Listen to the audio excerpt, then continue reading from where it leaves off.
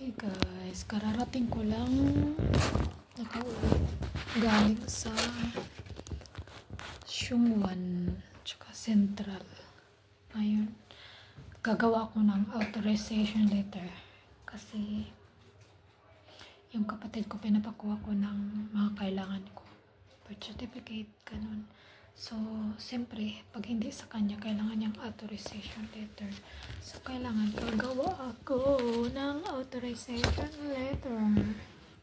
Tapos, ipapadala niya dito pag makuha niya.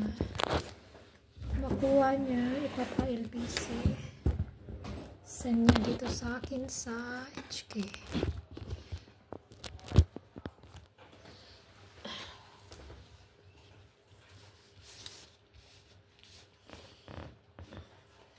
Ginamitan ko siya ng mga ganito.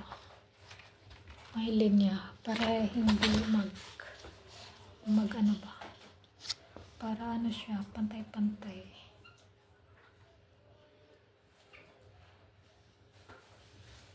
Ay, sakit. Para pantay-pantay siya. May isa pa ako para in case na hindi maayos pakasulat. Kasi pangit ako magsulat para akong kay ng manok yung sulat ko.